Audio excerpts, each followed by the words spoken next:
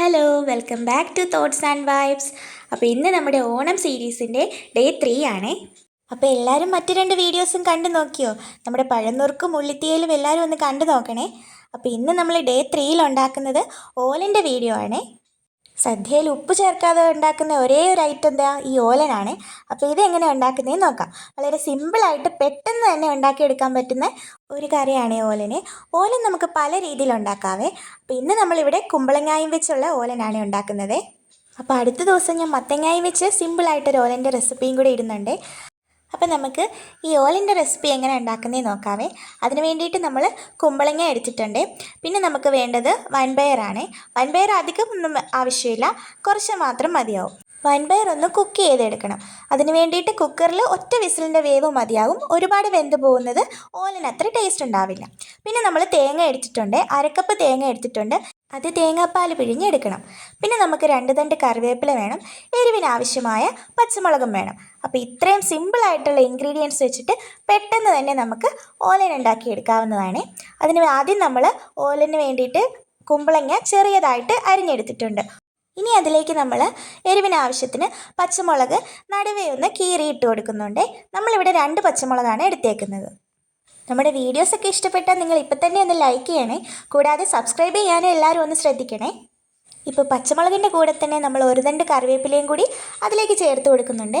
ഇനി അത് നമ്മൾ 2ാം പാലിലാണ് കുക്ക് ചെയ്തെടുക്കുന്നത്. നമുക്കിനി ഇതൊന്ന് അടച്ച് വെച്ച് കുക്ക് ചെയ്തെടുക്കാവേ.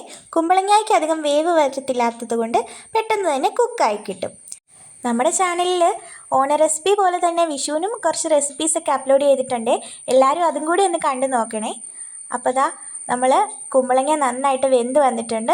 ഇനി നമ്മൾ കുക്ക് ചെയ്തിട്ട് നമ്മുടെ വൻപയർ അതിലേക്ക് ചേർത്ത് കൊടുക്കാവേ. എന്നിട്ട് ഒരു 2 മിനിറ്റും കൂടി നമ്മൾക്ക് അടച്ച് വെച്ച് കുക്ക് ചെയ്തെടുക്കാം.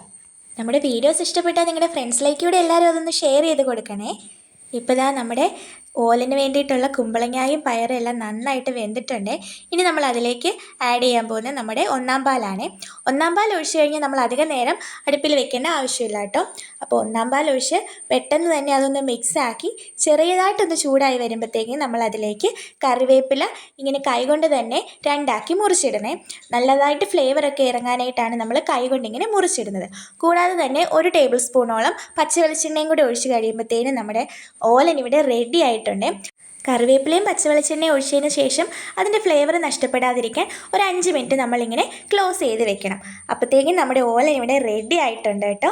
പെട്ടെന്ന് തന്നെ എല്ലാവർക്കും ഈസി ആയിട്ട് ഉണ്ടാക്കിയെടുക്കാൻ പറ്റുന്ന ഒരു റെസിപ്പിയാണ് ഓലനെ. ഒരുപാട് കറികളൊക്കെ കൂട്ടി സദ്യ ഉണ്ട് കഴിയുമ്പോൾ ആ നാവിലെ ടേസ്റ്റൊക്കെ ഒന്ന് പോകുമ്പോൾ വീണ്ടും നമുക്ക് നല്ല ടേസ്റ്റായിട്ട് തോന്നാൻ വേണ്ടിയിട്ട് ഉപ്പ് ചേർക്കാതെ ഉണ്ടാക്കുന്ന ഈ ഓലൻ എടുത്തൊന്ന് നാവിൽ വെച്ചാൽ വീണ്ടും നമുക്ക് അടിപൊളിയായിട്ട് ടേസ്റ്റൊക്കെ നന്നായിട്ട് മനസ്സിലാവാൻ തുടങ്ങും. അതിന് വേണ്ടിയിട്ടാണ് നമ്മൾ ഓലന് ഉപ്പ് ചേർക്കാതെ ഉണ്ടാക്കുന്നത്. വീണ്ടും നമ്മുടെ രസമുകളങ്ങളെയൊക്കെ ഒന്ന് ആക്റ്റീവ് ആക്കാനായിട്ടാണ് ഉപ്പ് ചേർക്കാതെ നമ്മൾ ഓലൻ ഉണ്ടാക്കുന്നത്. പല രീതിക്ക് നമ്മൾ ഓലൻ ഉണ്ടാക്കുകയും നാളെ നമുക്ക് മത്തങ്ങ വെച്ചിട്ട് ഓലൻ ഉണ്ടാക്കുന്നത് എങ്ങനെയാണെന്ന് നോക്കാം കേട്ടോ. അപ്പോൾ എല്ലാവരും ഈ ഓലൻ്റെ റെസിപ്പി ഒന്ന് ട്രൈ ചെയ്ത് നോക്കണേ. കൂടാതെ നമ്മുടെ വീഡിയോസ് ഇഷ്ടമാകുകയാണെങ്കിൽ എല്ലാവരും വീഡിയോ ഒന്ന് ലൈക്ക് ചെയ്യാനും നിങ്ങളുടെ ഫ്രണ്ട്സിലേക്ക് ഇതൊക്കെ ഒന്ന് ഷെയർ ചെയ്യാനും നമ്മുടെ ചാനൽ ഒന്ന് സബ്സ്ക്രൈബ് ചെയ്യാനും മറക്കല്ലേ. ഇത് ട്രൈ ചെയ്ത് നോക്കിയിട്ട് എങ്ങനെയുണ്ടെന്ന് താഴെ കമൻറ്റ് ചെയ്യണേ എല്ലാവരുമേ.